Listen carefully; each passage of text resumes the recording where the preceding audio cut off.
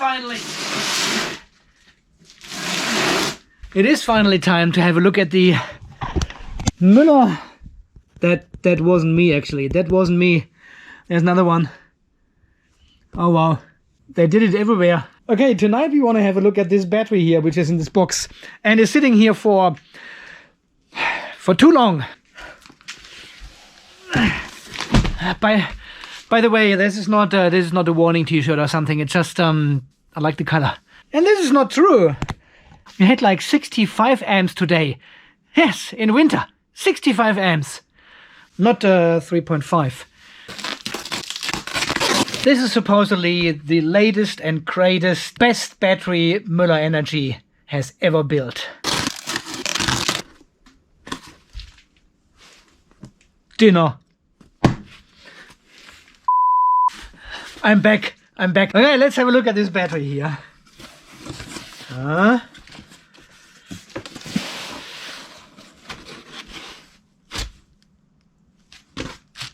Whoa. Whoa.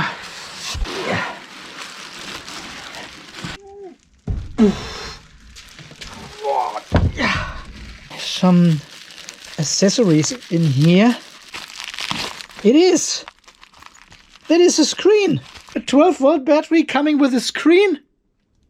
All right, let's have a look what we have here. The Müller. Did he? Is that?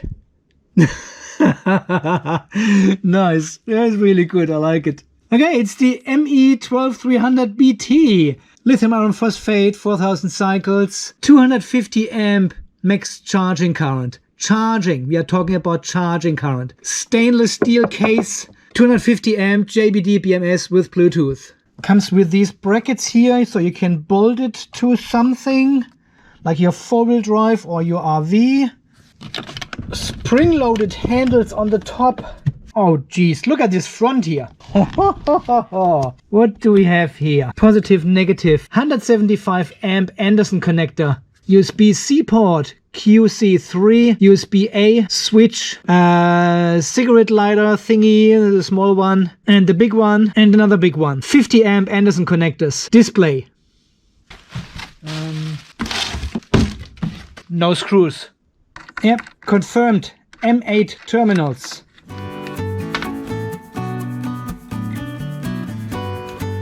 Okay, let's have a look what's under the hood.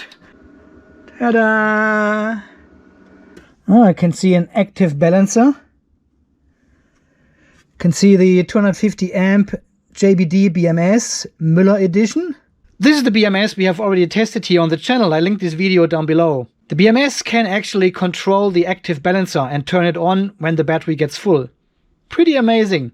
Welded battery cells. The bus bars have this little kink in here, so they are, I wouldn't call it flexible. There's a quality control path sticker in here, and the screws have a blue marker. These ones as well. So obviously all these screws have been checked. I was just going to ask this question, is there an isolation in the lid? Yes, there is. There's a thick epoxy board inside the lid. Because all these terminals here are completely exposed to the top, but it's not a problem at all. I can see some fuses in there. This is for the USB and cigarette lighter connectors. But as always in these batteries, there's no main fuse or breaker or something. We've got 2 cables going to each positive battery terminal. The thin one is for the BMS and the thicker one is for the balancer. So in this battery here, the active balancer is only working once the battery gets full.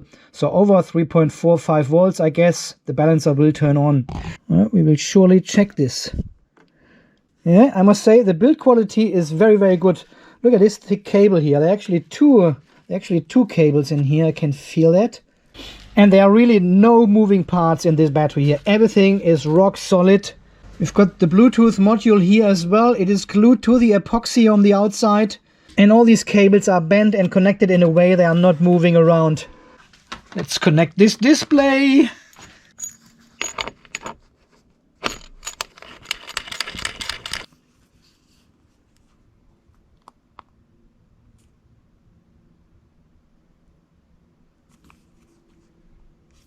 %, state of charge, 13.3 volts, 18.9 degrees, 311 ampere hours it says.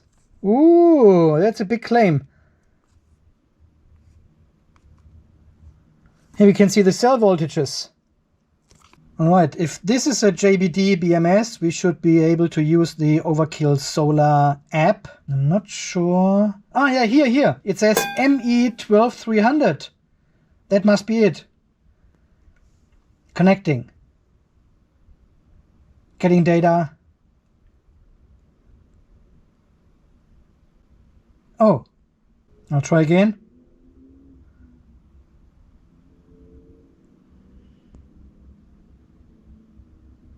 Okay, I have heard this from others that some of the BMSs are not connecting to the Overkill Solar app. And I think one of them was the JBD, but I can't remember which version, but maybe it was the 250 amp.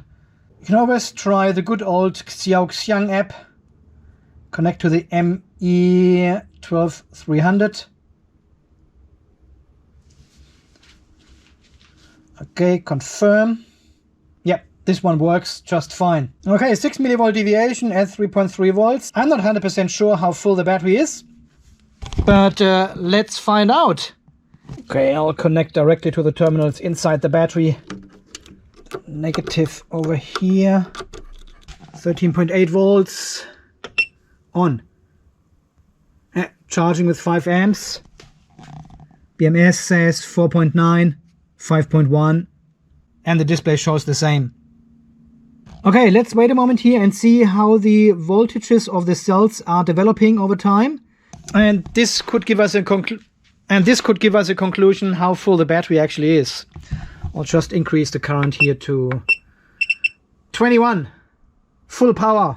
There we go, 21 amps, and voltages are reading the voltage and making a conclusion how full the battery may be. Andy.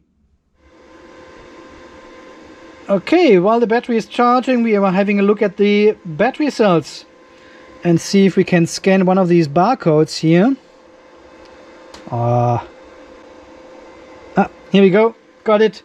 Okay, EVE power. Oh, 04Q, whatever that means. So these are 304 ampere hour battery cells, the LF304, 1st of October 2022. I must admit I have this battery sitting here for like February or maybe even earlier.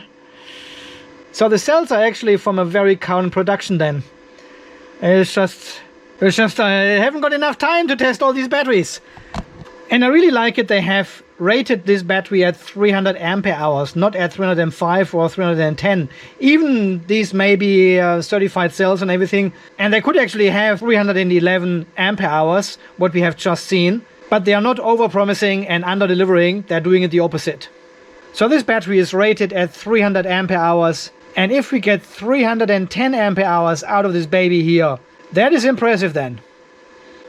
Oh, the balancer has just turned on. I can see the light is on at the balancer, there the yellow light. We are at 3.44 volts and we can see the balancer is actually turned on. So the BMS is actually using the BMS internal balancer as well as the external active balancer now to balance this battery. So this is how the battery is being delivered. 3.65 volts maximum, 2.5 is the minimum voltage. PEC 14.6 or 10 volts under voltage, PEC voltage, 60 degrees charging, 65 degrees discharging maximum. Wow. Charge over current 270 amps, discharge over current the same 270 amps. Balance turn on voltage 3.3. Okay, this is a bit, that is not good because we've got lithium iron phosphate. If we start balancing at 3.3, this will not work. Okay, let's change this one here to 3.4 volts. Because we need to get out of this flat part of the curve. Otherwise we are balancing nothing or everything and there's nothing to balance actually. Only over 3.4, 3.45 volts we can see a difference in cell capacity, in cell state of charge.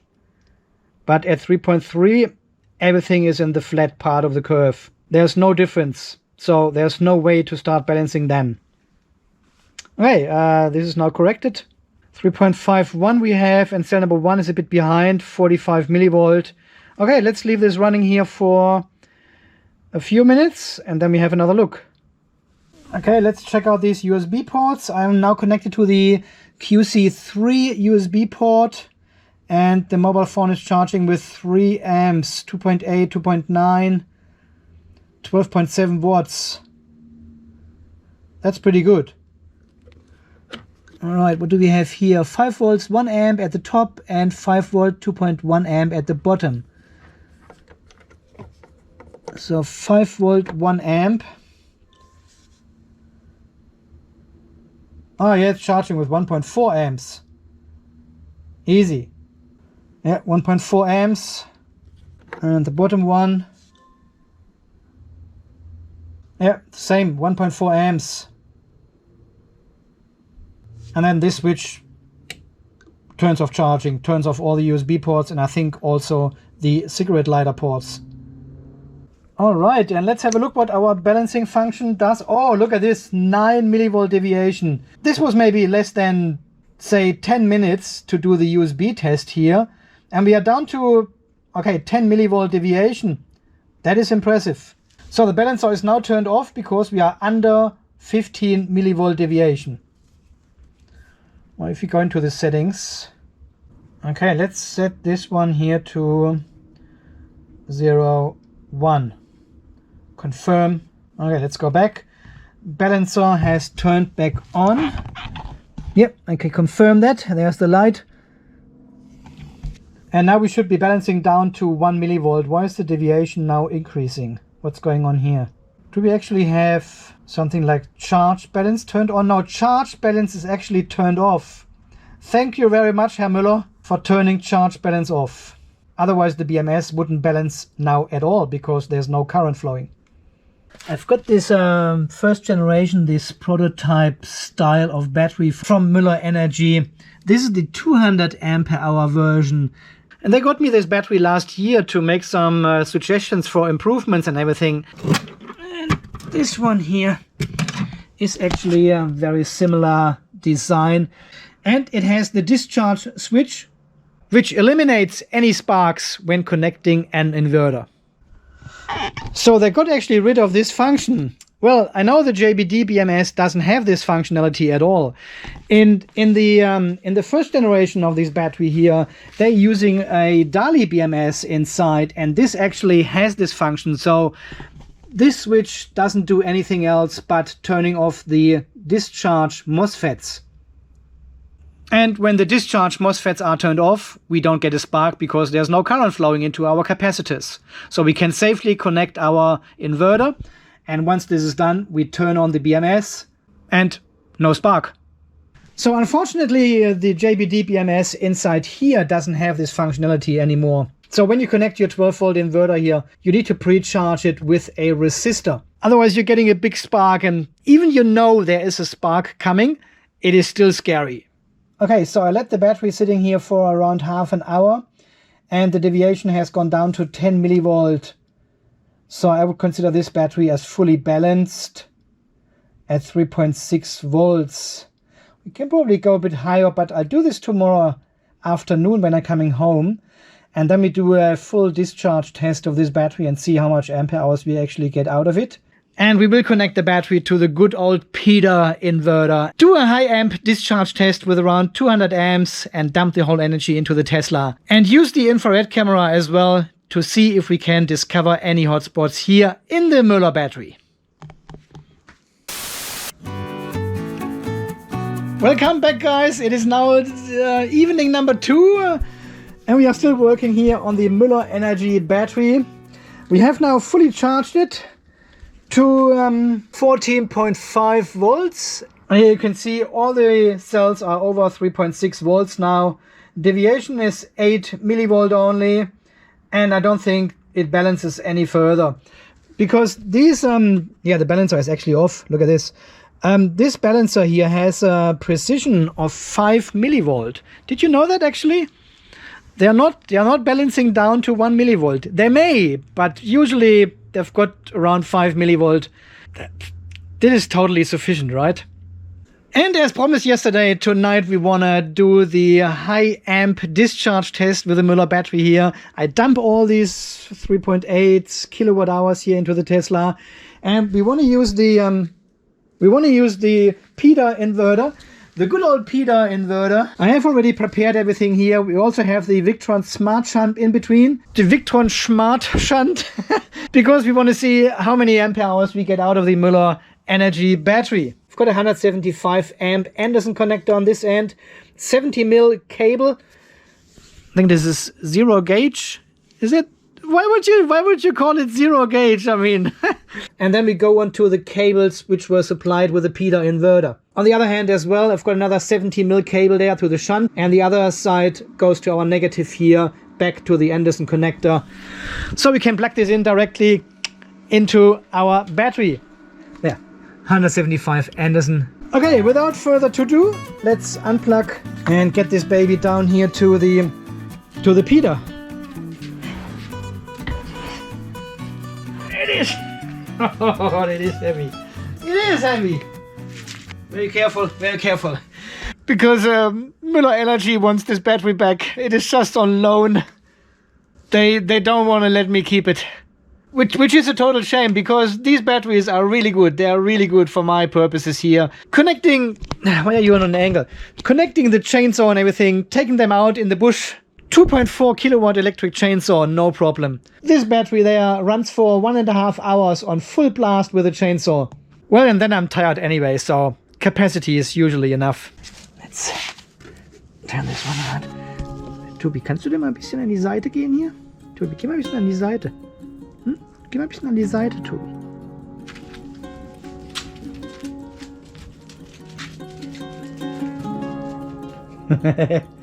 He's chasing the laser pointer. So if I would plug in the Anderson connector directly to the battery now, we would get a huge spark, because all the capacitors inside the PIDA, they will charge up. And this was so good with the other battery and the JBD BMS and the switch. There was no spark. You just connect your inverter and then turn on the BMS. No spark, no fear, no tears. But here with the JBD, it's not the case. So I'm probably using the power supply and pre-charge the resistors quickly. Yeah, 14 volts, and now the capacitors are pre-charged and I can safely connect the Anderson to the Anderson. Yes. All right. We are cooking. Oh yeah, thanks for your reminder. We have to reset the history here. Otherwise it shows us not the correct result. Let's go slow, slow, slow. 10 amps first, which is 2.4 kilowatts already. And this is 204 amps. Wow. Okay, I think we can go to, let's go to 11 amps. And this gives us another 40, 30, 20. Another 20 amps, so 220 amps discharge current. So the battery will last a little bit over an hour, I think. 300 ampere hours divided by 220, that's 1 hour and 15 minutes or so. 2.6 kilowatt we are pulling. Okay, we are actually a bit over the specifications of the 175 amp Anderson connector now. I think it will be fine, right? It'll be fine. Also have a quick look at the BMS. 3.14 volts. Look at this voltage sag. That was the first 10 ampere hours already gone. 6 millivolt deviation we have at the beginning. Very cool. 225 amps. And as always, we want to have a look with the infrared camera at our battery and BMS. Battery looks good. The BMS here further down. These are just the cables which are heating up now a bit. So we can already see the cables inside the battery here. They are heating up to like almost 50 degrees, 51 degrees I can see down there. And these are actually the thinner cables which are going to our Anderson plug. Smart shunt here, it's nice and cool. Yeah, and these are the cables coming with the PIDA inverter. You can see here 50 degrees already. Let's see if I can still touch this. Yeah, I can, because the fans are blowing and cooling actually my cables here, which is fine. I mean, the battery can easily do it, but for these applications, you should not use the 175 amp Anderson connectors. We should connect our inverter directly to the battery here. Positive and negative over here. This is where the big cables go in, not the 175 amp Anderson connector. So potentially we can take these two off here and connect this directly to the battery. Shall we do that? Yes, we should. Okay, let's do it.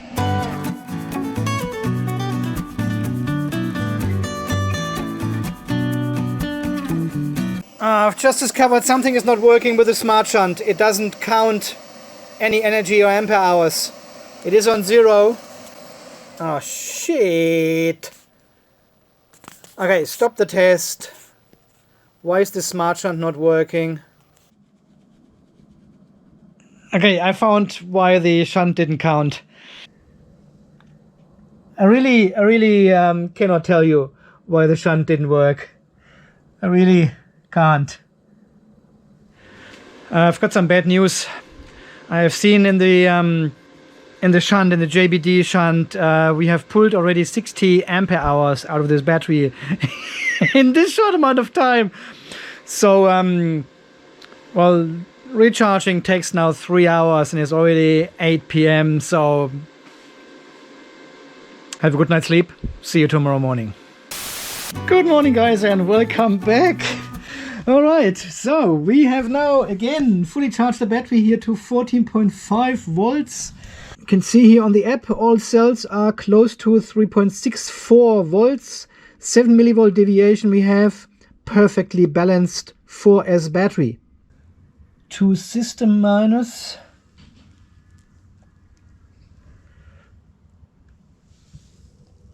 To battery minus. Looks good. It's not that hard, right? So we are going to reset our history again. So everything is on 0. Status. Fully charged. Let's do it.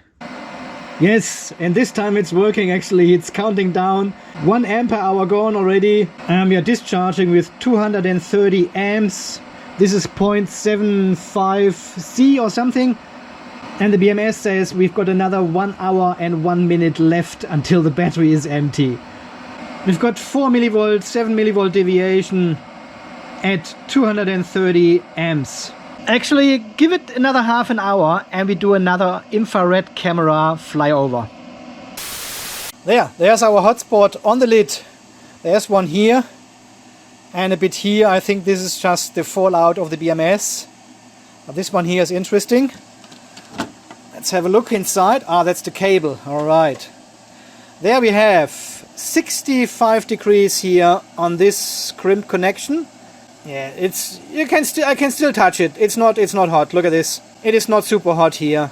So this is our main negative cable here. Looks all good. The battery itself, totally fine. Negative terminal looks all good. Positive terminal. Yeah, this is a bit hot because of the outside. I have connected these thin cables which came with the Peter inverter, and they obviously conducting the heat back to the terminal, and the whole terminal heats up from this perspective. But also this cable here on the positive is a bit hot, and that's why we can see the terminal here looks really hot on both sides of the case. Terminals on the back of the Peter inverter. Alright, I think this is a pass from me for the heat test here. So we have now pulled almost 160 ampere hours from the battery. The smart shunt says we are at 46% and we've got another 36 minutes to go. Deviation is 9 millivolt, 5 millivolt. Fantastic balanced, even under this high load. And the BMS actually claims we've got another 5 minutes to go, which is probably wrong. Even the BMS says we are at 45% as well, so this lines up with the Victron Smart Shunt, but the remaining time is totally off here. 47 degrees inside. I have actually put the lid on the battery here when we started the test, so I wanted to capture all the heat inside. I want to see how much it heats up. Also remember, this is a 250 amp JBD BMS and we are pulling 230 amps at the moment, so we are very close to rated capacity of this BMS. I am also not quite sure if not the Peter inverter will actually disconnect our discharge test here because of an under voltage situation. The cabling here is certainly not ideal and causes some voltage drop at these high amps. So we may not even discharge the battery down to 2.5 volts because the Peter will turn off earlier. But let's see.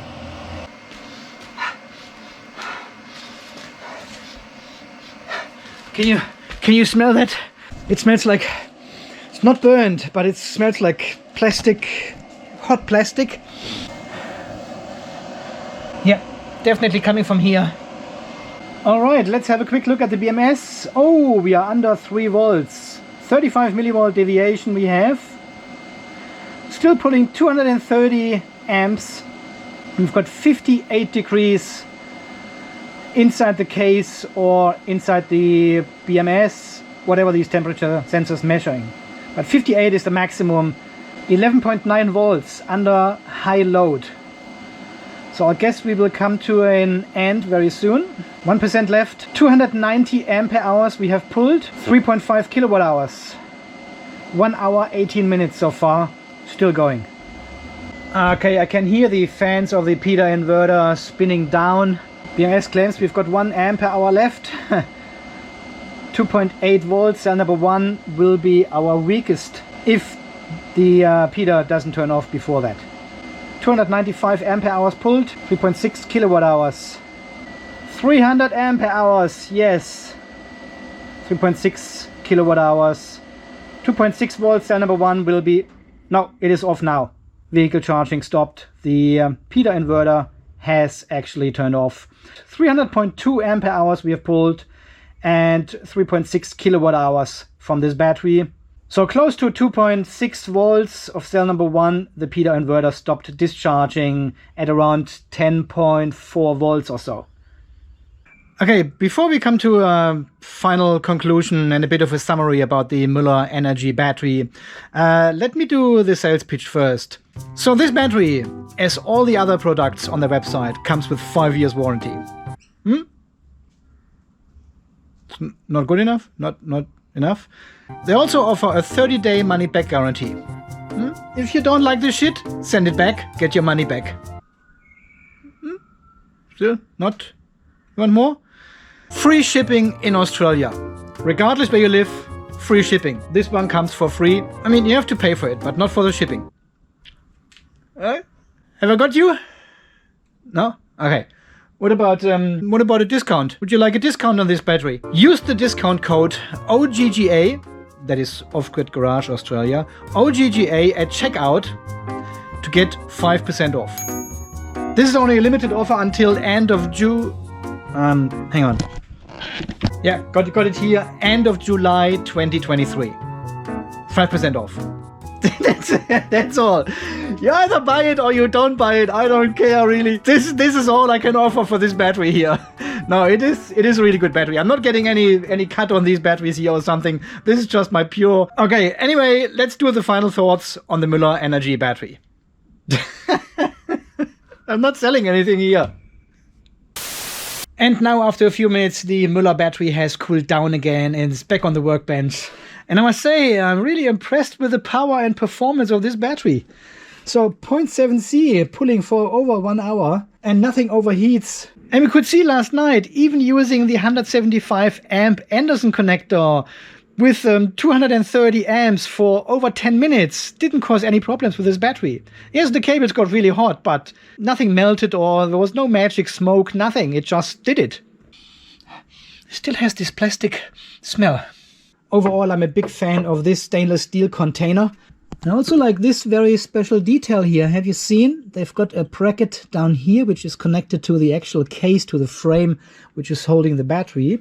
And there's a standoff, an isolator, and then on top there's the screw holding down the cable to the terminal. So this whole construct is super sturdy here. It is by far not as flimsy as I have seen in other batteries, where they connect these thick cables directly to the terminal. This is a very good support here, and of course the same here on the negative as well. They also have these main screw terminals down there in the bottom of this battery where all the positive cables come together. This acts like a bus bar almost. So, and only these really thick cables here are connected directly to the battery and then to these fat M8 terminals. Everything else goes to this little bus bar down there. And of course there's another one for the negative as well down there. So these are the central connection points for both sides. They're also using this plastic packaging band to hold the battery cells together. See, it goes around the whole block of batteries and also gives the battery some kind of compression. They have epoxy boards in between the battery cells and the thicker ones on the outside of the battery. The 250 amp JBD BMS does not disappoint. As you know, we have tested this already in another video. And here, in combination with the EVE LF304 battery cells and the automatic active balancer, it seems like a very good choice and all components work together very well. I actually like that I have marked all the welding spots here as well after checking. And even the welding pads for the balance cables and the BMS cables have been checked. I also very much appreciate the display they put in the box together with the battery. So especially when you mount this battery in a cabin or boat or RV, four-wheel drive or something, you can put this somewhere convenient and you can always check on your battery levels, on your cell status, on the amps coming in from your solar. So this definitely saves you pulling out your phone, connecting to the app, connect to the battery just to have a look at your state of charge. And I think this is a very unique feature. I haven't seen any other battery on the market which actually comes with a display by default. And if you are concerned that this Bluetooth module sits in a stainless steel fully enclosed container, so the battery is behind the solar panel they're charging at the moment. And I've got the Xiaoxiang app running here connected to the battery and it is still working. So this is good like 8-9 meters away. Let's see. Still works from here. Yep, no problem. And there's the battery behind the panel. This is good 12 meters away now, 13 meters. And a bit of a negative from a design perspective is, why do we have these flippy, flappy things here? You know, is this to protect the USB ports underneath from moisture and dirt? Well, what about our Anderson connectors then? They don't have any protection at all. You know, there's a bit of an inconsistency I can see here. I would rather get rid of these flippy, flappy things here or put some protector covers here above the Anderson connectors as well. The only other small complaint is, or probably it's more like a recommendation to Muller Energy, change the balance start voltage from 3.3 to 3.4 volts. I think this is why we have seen cell number 1 was a bit low when I fully charged the battery. The balancer kept working on this battery for too long and caused a bit of an imbalance. So I've changed the settings here to a 3.4 now, and the second recharge showed us no problems at all. The battery balanced totally fine to almost 3.65 volt with all 4 cells, and this is thanks to the 5 amp active balancer inside this battery. But see where now the connector is for the display? Exactly in this location there was the switch before to disable your BMS. And as I said, I really like this discharge switch here in the old version of the battery. So I would probably talk to JBD if they can implement such a function and switch as well. The discharge switch is such a cool feature. So I'm wondering if JBD is actually able to implement such a switch as well. But apart from that, from a pure technical perspective, I've got nothing to complain about this battery. And as you have seen with our high amp discharge test, 230 amps for, how long was it? Over 1 hour and 20 minutes or so. There was no overheating, no BMS turning off, no melting of any cables or insulations inside, nothing. And this high amp discharge with such a battery is very rare. Even if you have an air conditioner connected to it in your RV or cabin or in induction cooktop field, you're not pulling 230 amps for over 1 hour from such a battery. Well, and if you do, you can. And you can also recharge your electric vehicle from it and gain an additional 25-30 kilometers. So I would consider this battery here as the perfect companion for your RV, your four-wheel drive, your camping adventure. You connect your solar panels and MPPT controller to it and recharge it during the day, and you've got infinite power during the night. And you could run actually an air conditioner from this one as well. And I also must say, I'm very proud of the PETA inverter here. The PETA is just the best inverter on the market right now. I recently received an email from Helmut and was asking which inverter would I recommend, the Xia inverter or the PETA. And I said, well, buy the PETA inverter. The PETA seems to be a bit quieter and it doesn't complain as quick as the Xia inverter about a low voltage. So the PETA inverter and the Muller battery are my preferred combination.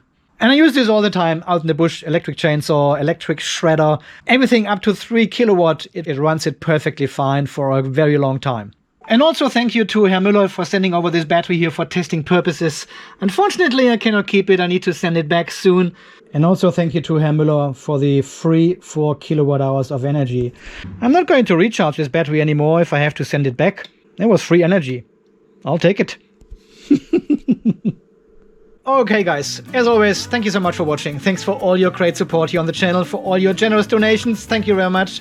Please, if possible, don't send me any emails with any technical requests. Sometimes I'm getting emails, they are that long, full of technical stuff, and people want some advice. I'm not able to read all this and understand it all and think into these projects. I'm really sorry, but there are far too many emails coming in. And I'm always feeling bad that you have spent so much time writing these emails, putting all this effort in there, and then you don't even get a response. So please don't send any emails. I'm totally unable to reply to all of them. And until the next video, guys, when we do some... What are we doing in the next video? Well, you will see. Until the next video, guys, you stay charged, stay safe, and thanks again for watching. See you then. Bye-bye. This is just paint. This is just paint. It's correct. It's the Muller Energy Battery. Müller, not Muller. Müller.